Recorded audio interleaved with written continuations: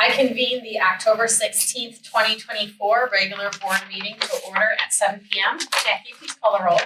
Emily Swisner. Here. Marjorie Bartelli. Here. Karen Larson. Here. Liz Sullivan. Here. Vanessa Berry. Here. Debbie Bryan. Here. Josh Martin. Here. Okay, thank you. Agenda item 2 is opportunity for visitors to speak. Public comment is for the general public to address the board. Each person will have up to 5 minutes to provide public comment. Okay. Seeing none, we'll move on to item number 3. Item number 3 acknowledges that Secretary Sullivan and Trustee Berry reviewed the September billings in October, and that Treasurer Larson and Trustee Martin will review the October billings in November. Agenda item number 4 is the consent agenda. Is there a trustee who wishes to pull something from the consent agenda? Okay. If not, may I have a motion and a second to approve the consent agenda? I move to approve the consent agenda. I have a motion. Do I have a second? I'll second. Okay, motion and a second. Any discussion? Okay, roll call please. Emily Swisner. Aye. Marjorie Bartelli. Aye. Karen Larson. Aye. Liz Sullivan. Aye. Vanessa Berry. Aye. Debbie Bryan. Aye. Josh Martin. Aye. Okay, motion passes. Item number 5 is unfinished business. 5A, 1, 2, and 3 involve the capital improvement project, closeout progress update, general capital improvement program summary, mechanical equipment replacement status, and item 5B will involve an action item to award the BAS project to a vendor. Mark, will you please begin discussion on these items? Sure. I'll give the update, and then once we get to 5B, I can pause and let you guys jump in there and go back. Yeah. So I'll start with the executive summary, just like our report starts out. Closeout, we did confirm that Camosi got final paid, so that's good news. The Camosi project is closed out with them. Great news. We also have been continuing to follow up on the seepage. Will has been working with one of my coworkers, Sam, coming out with a couple of waterproofers. They've come out this week. There were 2 visits, one from a waterproofer yesterday and one from a waterproofer today. In short, the one waterproofer we don't have a quote from, but basically suggested a bentonite solution where they would inject it into the ground outside of the foundation wall. It'd be about a 5-year warranty, and the cost would be that I don't have a proposal in front of us, but somewhere I would assume to be somewhere in the $3,500 to $5,000 range. Much more cost effective than digging down, trying to get at the foundation. We're not sure if you can get to the right spot, and then trying to patch the foundation, which we had talked about, somewhere in the range of $40,000. That comes with a 5-year warranty. It might not completely fix the gap or that might have opened up between your original building foundation wall and the 1986 addition foundation wall, but it's going to block water from getting there because bentonite expands when water hits it. They'll get it all the way down to the foundation wall. They actually put the injector down to the footing essentially and then go up from there. We want to see what they come back with. There might be some ins and outs to it. The other option is to come at it from the inside and take out a structural CMU block wall. You'd have to support a steel beam that actually supports the second floor of the building right now, and then get at an epoxy inject that seam and then rebuild the CMU wall. Again, you're talking tens of thousands of dollars for that. So we think, unless something changes the next week or so when this proposal comes back to the library, that will be the best path forward to address this situation. Any questions there? It's more detail than was in the report. But we haven't had any major seepage issues since the first time it happened. And also I understand there's a drainage tile adjustment we can make as well to help with drainage. And that's a very easy fix that we can do to help with more of the seepage, any pooling of water so that it goes down the drain into the drain tile. right. Yep, you got it. Just lowering that little cap about 3 inches basically.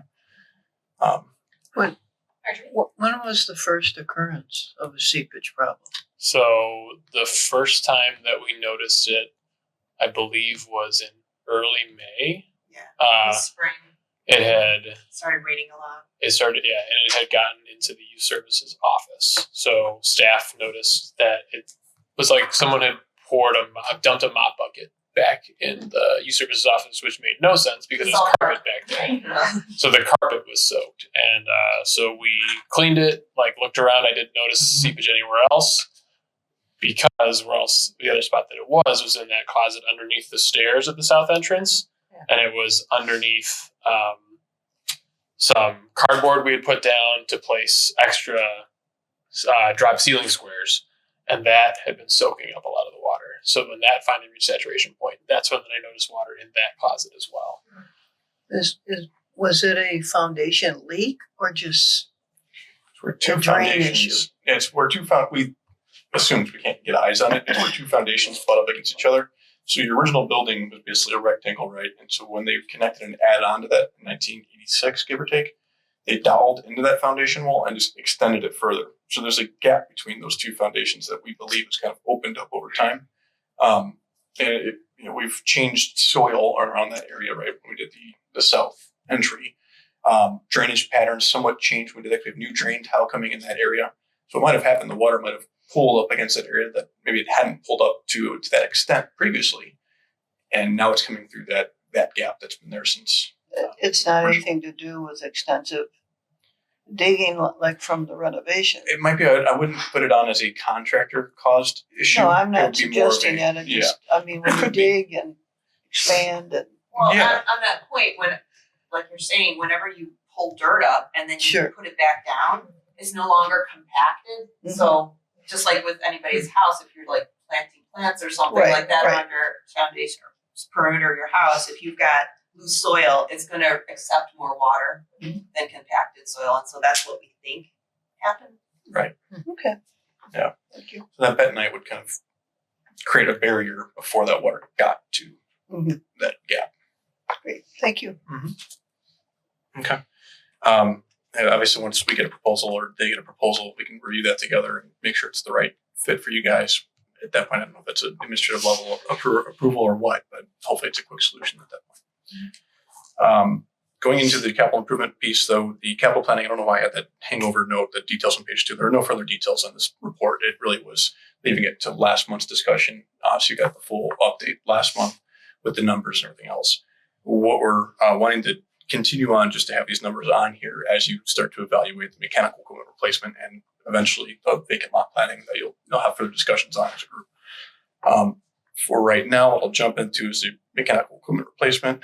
In summary, on the HVAC side, we did confirm that the low bidder is walking away from their bid as we expected the last time. We did review the next 2 bidders because of the giant spread of those bids from 155 to 446. What we're recommending is going back out to bid at this point in time. Hopefully another low bidder comes in. We might have to tweak a little bit of the scope, but really for at least what CCS needs to do, we're going to update dates in the packet and reissue it out. So it's really not going to be any cost to the library to go back out from our side. It's just going to be a quick update the dates and put it out. We might have talked to Alara. I don't think they've expended their full not to exceed contract anyway. So we just asked them to make a tweak to the document or something like that to maybe tweak scope, just to make sure that when we go back out to bid, we get new fresh numbers and fresh bidders at that point in time. But I think with the bid spread being what it is and the low bid walking away in the giant gap, it's basically almost 100%, not quite 100% jump from the low bid to the next low bid. It basically justifies not awarding this and going back out to bid again. That I kind of cut the page too, but and then the BS, same thing there. We did review things. We talked about the low bidder to the second low bid last time. We did do scope review. We did double check in the documentation that was sent to the library for the bids, and not all documentation was provided, including the bid bond form and some of the financial requirements that were in the bid. And we'll jump into that in a little bit more detail in a second. But with that, there's a recommendation from reviewing with LLD administration as well as CCS. The board is recommended to consider awarding to the second low bidder, who is the lowest responsive bidder for that bid package. And responsive being they gave all the information that was requested. With that, going into a little bit of detail so you can see all the numbers. I'm not going to rehash mechanical HVAC too much more. You can see the numbers in 155 to 446. All the information was provided. We did have the follow-up calls with CCS and 7-Star, just so I don't gloss over this too much. Of any follow-up questions on the recommendation to go back out to bid for that? And I don't believe any. What makes a vendor willing to complete the bid package all over again? Sometimes they don't, I'll be honest. Sometimes they'll say, okay, well, this doesn't really change much. I'm just going to put a new date on my bids and hand it back in, hope that it's good enough. We've seen that. There are definitely opportunities where these bidders might not bid again. And There are other vendors out there though that we're going to try to get and say, okay, why didn't you bid the first time? It's back out. Was it a bad bid environment the first time? Were you busy with other bids? Because this isn't a huge project for HVAC contractors. If they were busy with other things or finishing up, say, schoolwork that was finishing up when we were getting this done, they might have not have put their attention on it. Whereas now it's kind of getting into that bidding season between October and November before the holidays hit. It's kind of bidding season and they're in that mode to go get work. And we might capture new people. Right. Which is Good question though. I think it's simple enough from our end. I don't believe any board action is needed at this point. We're just going to say we're not awarding and the public announce we're not awarding that bid. We'll tweak some documents. We'll go back out in the street, maybe with a little bit of adjustments to the scope to make sure everything's fine tuned and go from there. I did run this by the attorney as well, so everything's acceptable. Any questions there? All right. The next one is related to the board action. Do you want me to pause there and then explain it later more after that? Say again? Do you typically want to do the board action Yeah. and then we can discuss? We'll Yeah, do do that. that. Okay. So we have the action item, which is 5B. So can I have a motion and a second for 5B? Anyone?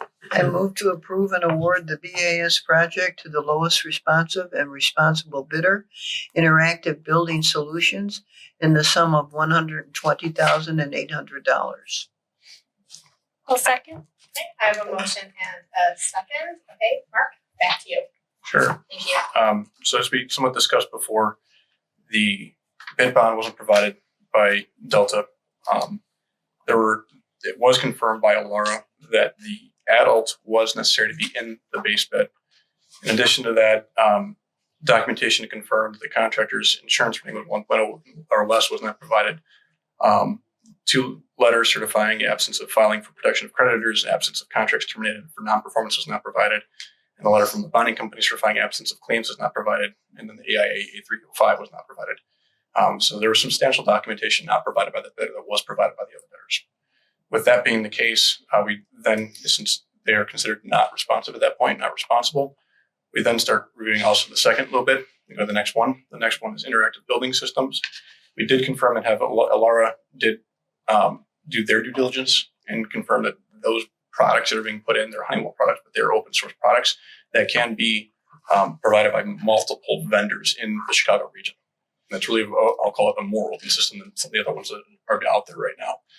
So if you didn't want to continue on with IBS after this project, you could go and call up other vendors and they can call and get Honeywell products. That's, I think, what the library's really been interested in the first place.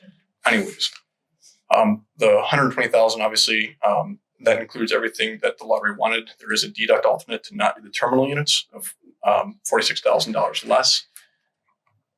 The library, in reviewing that with us, doesn't recommend that because then you have 2 different components that you're trying to get them to talk, and how that works long term might not be the benefit of the library.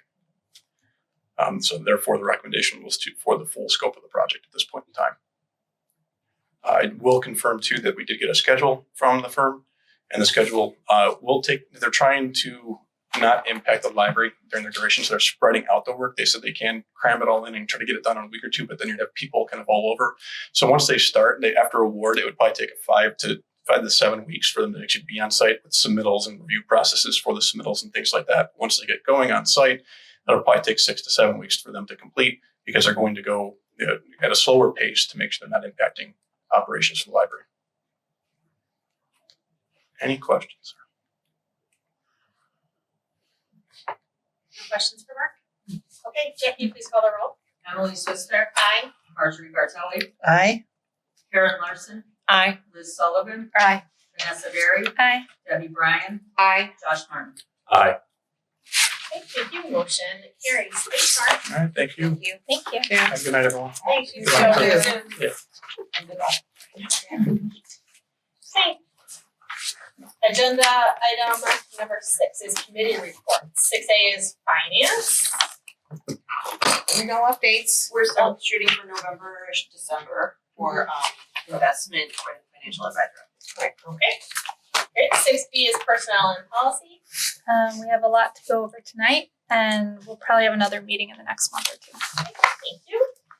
6C is physical plans. We are scheduled for a meeting November 6th, At 7 p.m. Yeah. Thank you. Okay. And strategic planning, we have 2 possible dates proposed for the next meeting, November 11th or November 13th at 7 p.m. Do you want us to check our calendars now? I would love that. I have heard from 4 trustees, they need everybody. Unless I'm wrong, I checked my email, so I've got, trustee Larson, President Swistak, Vice President Bartelli, and Can't Ms. do Kim either. either, correct? No. I can't make either of those dates. That week is bad. Okay, I think, I thought I responded, I didn't, I can do the 13th. So, I'm sorry. I didn't. I might have missed that. Okay, I It's don't been know. a busy month. Yes, I know, Yeah, I know. So I yeah, thought I 13th for me. responded too, but I can't do the 13th either. You can't do the 13th, but you can, right, Debbie? I can, You yes. can, and you can only do. I could do the 11th. 13th, but it's, I remember. Yeah. So are we just waiting? I can, well, it's tough because we've got a staff also, so I will check back. If we have, there's a couple of dates obviously that 4 of you, well, 2 of you definitely can't do both, and 2 of you have issues with one or the other. So do we want to look for other dates is the question in November? Feelings on those of us who are unable to attend any of those dates? We would probably be Any other week finalizing the works survey. fine. Sorry? Any other week works fine. I mean, and I those- know that, ideally everyone Right. would be able to be there. I wasn't at the last one, so I mean, things it's- come up if people can't that's- attend, and I That's true too. totally get that, so. Mondays are really hard for me. Monday? Yeah, Monday night is not good, so. Well, what I can do is, let me look at the calendar again. Because I think at this meeting, we'd be finalizing the survey and then kind of finalizing some plans for reaching out to the community to answer questions and do in-house, like talk to patrons, and it'd be nice if everybody could attend. So let me look at some other dates outside of these. I just didn't want to extend it too much towards the holiday season, but we'll try again. Thank you. Thanks, everyone. thank you. Okay. Agenda item number 7 is staff reports. 7A is the director's report. That's 7. That's right. Okay. We're on 7, sorry. It's okay. Okay, so I'll start out with this. So last month, it seems years ago, but we hosted Fall Fest. And it was lovely, very successful. Thank you all for those of you who came.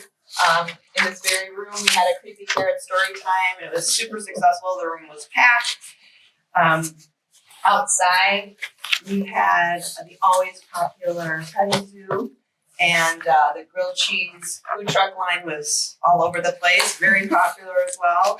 The weather was pretty perfect, although we had a lot of wind. But outside of that, it was a perfect day. We hosted between 600 and 650 people inside and out during those couple of hours of time, which was wonderful. We had a lot of compliments for putting family-friendly programming on, even though Lisle had so much going on that very same day. We had homecoming and football games, but we just had a full crew here. So I want to really thank the staff for a well-planned, well-promoted event, and looking forward to the next big one. Moving on, as mentioned, we'll talk about policies later in the meeting, but I'd just like to mention what goes into preparing the drafts for review. So first, admin and department directors meet and talk about specific policy points. After that, I take a look at everything. I look at other library policies. I look at statutes and make sure everything's up to snuff. And then we move those on via committee to the board packet as you see here today. So the committee is provided with like the current policy, the working draft policy, and then a clean copy. And then the board tonight is provided with the working draft. You can see all our work, and then you see the clean copy. And we'll talk about that later. And then just lastly, I want to mention a few partnerships since last month. The library hosted a West Suburban Community Food Pantry donation box at the end of September for shelf-stable food items and childcare supplies. And when they picked it up, that box was full. So people really like to donate stuff here at the library in our lobby. Next, we had some DuPage County board members. They are collecting household cleaning supplies for the Family Shelter Service of Metropolitan DuPage. That organization supports victims of domestic violence, and that box is currently still in the lobby of the library, and it will stay until October 31st. And they're collecting, did I mention cleaning supplies? Okay, and then last but not least, the Lisle Women's Club Environmental Committee asked the library to host 2 collection boxes for Scares. That's the recycling organization they are partnering with, and we are, as of tomorrow, we will have 2 small acrylic boxes, one collecting keys for recycling and then one collecting bread tabs, where the more bread tabs you collect, they go to recycling, and that particular initiative helps with like wheelchairs and things like that for children. So that's happening tomorrow. And then just 2 extra things that aren't in my report. I did attend an intergovernmental meeting yesterday morning, and I'll provide a recap in my next report like I do for the other organizations. But one thing I'll mention here is that the village is working with a new TIF consultant, and they're contemplating either expanding the TIFs that are here, or the downtown TIF, or having additional TIFs in the community, which impacts the library because for any properties that are in a TIF, it freezes their taxes, which means less revenue towards the library. I mentioned this because I did request that the village give me ample time so that whatever they move forward with, that I can bring it to this board, so that, because we're part of a joint review board and I represent the library at the joint review board. So if the village is going to ask us our opinion, I need to ask you all, because you are the voice of the library, and I want you to be aware of whatever is going to impact the library. So I just say that now, just to prepare. So hopefully they will give us some notice, and then whatever they are proposing, I will present to the board or send to the board, and then you can have it on that. And then lastly, we had a very productive in-service staff development day last Friday. And again, I'll have a full report in my next, in the next board packet, but I just want to thank the board for the opportunity for the staff. It was an exhausting day, but very productive. That's my report. Thank you. Any questions for the director? Nope. Okay. So the assistant director report. Thank you. So industrial appraisal was out this month to give us an updated assessment on the direct replacement cost of the contents of the building. We had the property reassessed for insurance reasons, but we also wanted our contents with an updated number for those. So they came in, went through every room, looked at everything, and we're expecting those numbers by December. We should hear back from them. Mark mentioned that we're still looking into the seepage issues. Had 2 guys from 2 different companies come out yesterday and today. We're waiting back to see what proposals they sent for us.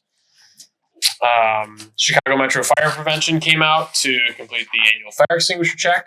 So we had a scavenger hunt finding all 25 fire extinguishers in the building, and I have since written down the list and added it to our pick manual. So now everyone knows where each one is and where exactly they should be. You may have noticed we were having some concrete work done. We had the backer rod put in along, I should say, we had the backer rod re-put in on some of the older concrete work, the sidewalk that wasn't done as part of the renovation, as well as the crosswalk was in really bad shape, leading out onto the southeast parking lot. So that actually just finished up today. They did it in 2 parts, demoed and poured last week. It had to cure for about 4 days, and then they came out and demoed and poured today. So cure for another 4 days, we should be good to go. Stevens Plumbing came out to do some men's restroom work over here, all as well. Then Terrence Electric came in to put in the light fixtures that were under warranty that we had replaced a few months ago that were faulty. So we finally got those in from the warranty claim. They put them back in, and they also added some lights in the nonfiction DVD section down in the lower level under the soffit down there. So there's way more lights. It's way easier to browse the nonfiction DVDs now. That's all I got. Any questions for the assistant director? On the replacement costs, I assume that's similar to a homeowner's policy, that you when you have a insurance homeowners policy, you add in the estimate of the cost of your replacement in the event of a complete fire. So that's what we had. Similar. Industrial appraisal comes out and they Okay. look at everything. So they do like for like, and they don't take into account when something costs less over time. Right. Thank you, Liz. Because if the building were to suddenly be wiped out the face of the earth, like we need a new table, we need a new computer. Like we're not looking to get any depreciated value on anything. So they are looking at what it would cost and giving us a number for like to replace all the contents of the building. Thanks. Any other questions for the assistant director? Okay, thank you. Okay, moving on. 7C is Circulation Services Director Report. Okay, so I want to introduce Paul Hurt. He's the Director of Circulation Services. And Paul, you've been with us since about 2012? 2012. Okay. That is correct. My memory. All right. That's very good So memory. Paul is here because trustees have asked to have it. There's a quarterly report time. Every time we have a quarterly report, and we would invite one of the department directors in to talk about what's happening in the department. So I'm going to turn it over to Paul. Thanks for having me tonight. Over the last few months, all CIRC staff have learned the new youth services nonfiction classification system. This was something that was recently devised by our technical services department. So the CIRC pages are currently shifting the entire youth services nonfiction collection. Recently, the pages successfully completed shifting and reorganizing the entire audio visual collection in adult services. So this included the DVDs, Blu-rays, and audiobooks. Over the summer months, select CIRC desk staff conducted outreach around the community with staff from both adult services and youth services. So in addition to attending 3 Lisle French markets, staff also attended the National Night Out event at the police department in August and the annual Depot Days in September. Staff spoke to over 900 people at these events as they promoted, among other things, library programs, our digital offerings, and Fall Fest.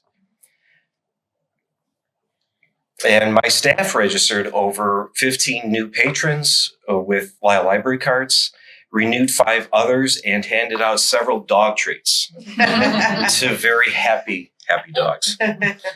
Staff continue to receive enthusiastic feedback. We continue to receive a lot of great feedback about the renovated building, which we love to hear. Now, since December 2020, my department has sold license plate renewal stickers, and we continue to receive extremely favorable feedback from our patrons about this convenient and user-friendly service. There have even been instances where we have a patron come in just to purchase a sticker, and then they end up leaving not only with their sticker, but also as a brand new Lisle Library patron registered with a new card, which we love. CIRC continues to be responsible for assisting Lisle Library patrons with meeting room reservations, as well as providing basic assistance with the library's equipment, such as the projector, the microphones. We use the library's online calendar to schedule and keep track of meeting room reservations. We also keep various cables and cords behind the CIRC desk for our patrons to check out, to use in the meeting rooms. We also, of course, have the TV monitors in our study rooms and also in the teen room.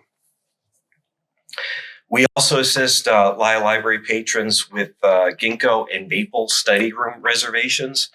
And so our patrons have been using the online calendar a lot to request study rooms. They also call or email or see us in person to schedule, and we approve the study room reservations. In recent months, approximately, I'd say 60 to 70 reservations were made each month and approved by CIRC staff. So it's a very popular service. I'm very grateful for my staff who provide pickup window service register voters, assist patrons when they use the self-checks, when our patrons are returning items using the automatic material handler. And since January 2024, we've offered automatic library card renewals to very appreciative patrons. They do not have to physically come into the building to have their cards renewed. Oh, wow. And then in addition, we continue to include on our checkout receipts at the CERC desk details on how much patrons can save checking out library materials instead of buying their own materials. Patrons especially get a kick out of seeing how much they've saved since first registering for a library card. And that's all I got. Great, thank you. Does anyone have any questions for Paul? Maybe not so much specific for you, but in general, do we know why the license plate stickers are trending downward year over year? Like a really significant adoption, 21 to 22, but it's kind of drawn Well, out the last I couple mean, years. I know that shows fiscal years. What I looked at was 2023, we had 320 stickers that we sold. Right now, just so far this year, we've already sold 243 stickers. Yeah, and when we rolled it out, it was like, ooh, Yeah. everybody came. And Yeah. then, what was the year we rolled it out? That would have been 2020, late 2020, December. And then, Yep. so Yeah. COVID renovation. So there was a little bit of a lag there, but we continue to promote it, and word of mouth, I think, really spreads. So. Yeah. Is it on the Secretary of State's website? Like if you go on there, does it direct you to maybe, options of where to go? I don't know. No, I don't know if they probably won't do that. I was just Right. curious though, because I thought that Yeah. would be, people then. Well, I'm very proud to say we were one of the first libraries in the state to offer this service. Yeah. And we continue to receive a lot of staff from these libraries reaching out to us. They want to know how this service is done, how they can start it up in their libraries. That's good. That's Another great. question. I'm just curious who used it in the first Oh, place. do we charge the same fee that the state does to do it online? There is a $10 fee, I believe. We actually charge $8.50. Okay, I just want, it's a reduction, which is a good thing. And it depends on the type of sticker Exactly. you're getting. There's like standard sticker, personalized plate. What's the other Well, one? this is like your registration, your license plate sticker. Yeah. But I don't, There's different pricing, right? Well, for that specific amount, just that $8.50, It's just- we're different organizations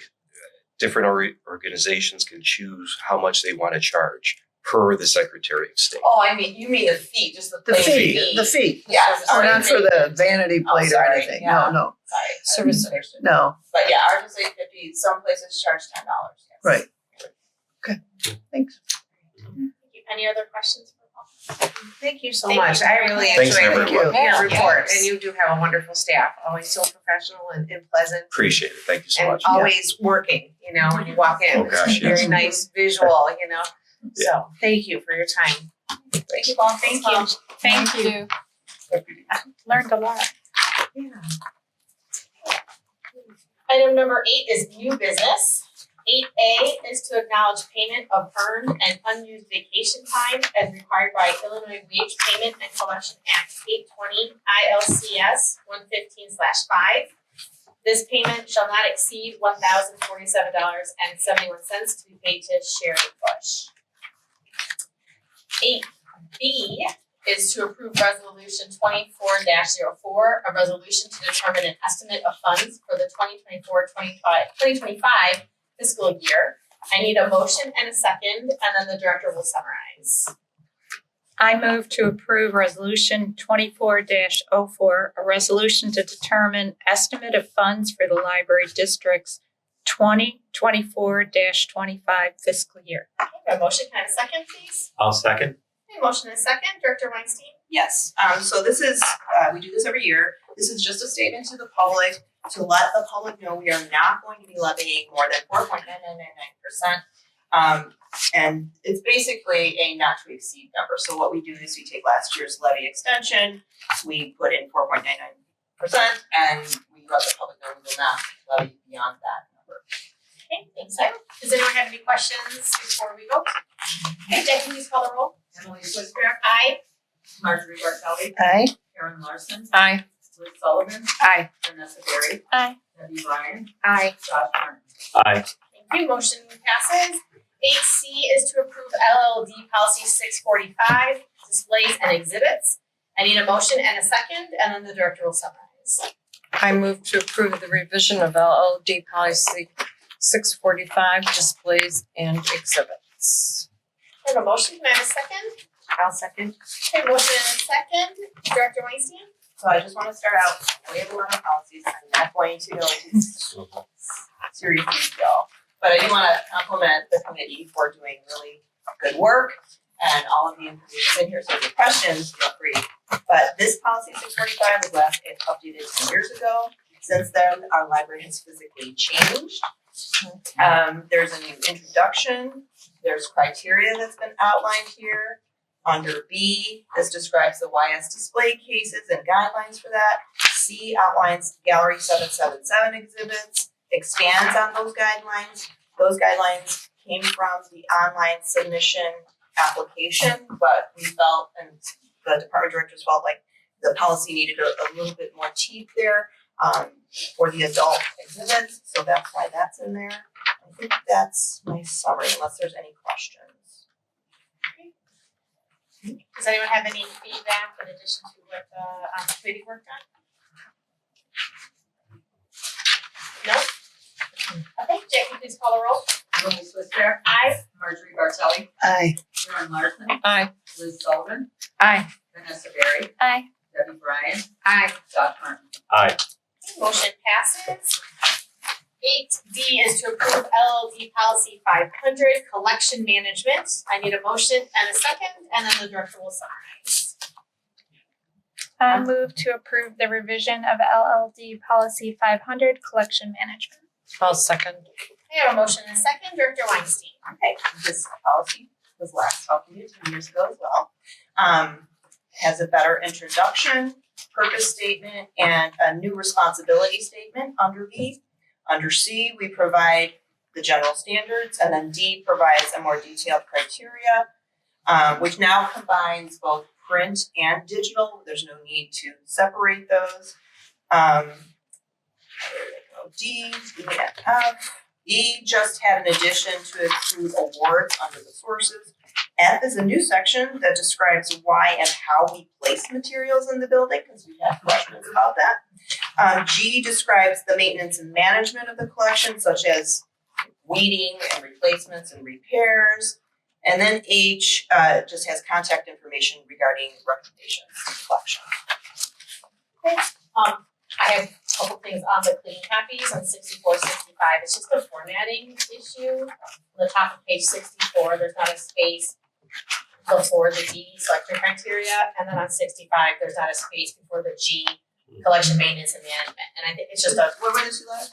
so right above D and then above G. And G. So it's just a formatting issue that doesn't have the spacing. Does anyone have any questions or comments or suggestions? We're good? Okay, Jackie, please call the roll. Emily Swissair, Aye. Marjorie Bartelli, Aye. Karen Larson, Aye. Liz Sullivan. Aye. Vanessa Berry, Aye. Debbie Ryan, Aye. Josh Martin. Aye. Okay, motion passes. Thank you. 8E is to approve LLD policy 510, request for reconsideration of materials and form. I need a motion and a second, and then the director will summarize. I move to approve the revision of LLD policy 510, request for reconsideration of materials and associated form. Do you have a motion? Do I have a second? I'll second. Okay, motion and a second, Director Weinstein. Sure, so this policy, again, 10 years ago, this goes hand in hand with policy 500. It's got a better introduction. It references policy 500 and also provides information on how to bring material concerns to staff. And then it provides guidelines if, after speaking with staff, if it's an unsatisfactory conversation, which can then ultimately lead to board consideration. And then as far as that goes, there are steps And then following the policy is a form for reconsideration. It basically has all the same information, it's just reformatted. We did change the one wording, and I forgot to do it in the draft in the clean copy. Instead of saying myself, it should just say self, so I will correct that. And then we took out the word evaluate because on the form, and I don't have it in front of me. The original. Yeah, We want her to want the new one. Sorry. No, you're fine. Where it says reclassify or withdraw, it used to say evaluate as well. We felt like that was unnecessary. So it's either a reclassify or withdraw request for a patron. That's my summary. So you already mentioned the changing to self from myself, and then there was two expert commas that that's were right. missing on 70. And also in the beginning of that, resident represents, it's currently him, herself. Could we also change that to self? So that's the one. So that was on the current. Look on the keep page flipping, Oh, sorry, and then that's there's the got new. So on the Yeah. current, it was him/herself, and on Oh. the new, if you go to the next pages, page 72 and 73, Sorry, that's the new draft. I completely overlooked that. It's Thought it was a totally 4-page form. Yes. So that Didn't myself even is switched to read the self. watermark. Yeah, it's okay. Got it. Thank you. Any other questions, Marjorie? I have a question. On page 66, under A guidelines, we say only district resident requests. Then I refer to, just trying to clarify, on page 70, when we say district residents, so in the event a non-district resident has a complaint about a program that we may be holding here, I'm trying to, anyone can put in a reconsideration of library material, correct? Doesn't have to be. So let's say a resident from Downers Grove comes in and complains about a program that we're holding. Give me a book. So this is about materials. This isn't Just about materials. programs. This is just about materials. Okay, but will we still handle it, do they have to be district? Yes. Okay, For us, we're to remove, withdraw, or to reclassify it. I mean, that's what the policy says. The board can change that. But I would think that a taxpayer who pays for the materials in this building would have say over someone who doesn't. I agree. Regarding withdrawing or with reclassifying. But to your point, anyone can come and speak to the board about any grievance they have about material or program or anything. We just wouldn't follow these procedures for someone who's out of district. Anyone meaning outside of the district? Anybody Okay, can speak to the, I mean, Inside. someone could have a complaint about a material and not even want to fill anything out and come and speak public comment. well, I just remember the controversy, and I understand we're talking about materials now and not programs. But if we got to programs, there seemed to be several complaints, people coming from other communities complaining about a particular libraries. And I don't know if that's a valid argument or just trying to get ahead of it if there might be. Well, they're welcome to Okay, good, communicate to the board. thank you. Any other questions, discussion on this policy or form? Okay, Jackie, please call the roll. Emily Swisner, Aye. Marjorie Bartelli, Aye, Karen Larson, Aye. Liz Sullivan, Aye. Vanessa Berry, Aye. Debbie Bryan, Aye. Josh Martin. Thank you, motion passes. 8F is to approve LLD policy 907, public comment. I need a motion and a second, and then the director will summarize. I move to approve the revision of LLD policy 907, public comment. I'll second. Okay, motion and a second, Director Weinstein. Sure. So this was last updated 9 years ago. We took out policy from the header because it's not needed because it's already in policy 907. We referenced OMA, the Open Meetings Act, in the introduction and describe how public comment proceeds. And then we go through the procedures and like for someone what to expect in public comment. We describe the limits, and then lastly, describe how public comment is treated as a public record. Any questions, comments, discussion on this one? Okay, Jackie, please call the roll. Emily Swiftner. Aye. Marjorie Bartelli. Aye. Karen Larson. Aye. Liz Sullivan. Aye. Vanessa Berry. Aye. Debbie Ryan. Aye. Josh Graham. Aye. Okay, motion passes, thank you.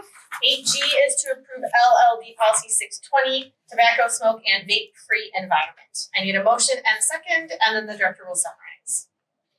I move to approve the revision of LLD policy 620, tobacco, smoke, and vape-free environment. I'll second. Okay, I have a motion and a second. Director Weinstein? This is short and sweet. So all we did was add the library-owned properties that are adjacent to the facility, so that everybody understands and includes those lots. Thank you. Any questions on that one? Okay, Jackie, please call the roll. Emily Swiftner. Aye. Marjorie Bartelli. Aye.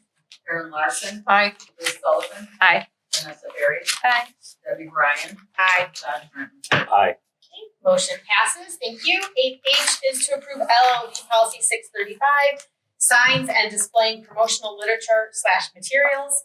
I need a motion and a second, and then the director will summarize. I move to approve the revision of LLD policy 635, signs and displaying promotional literature and materials.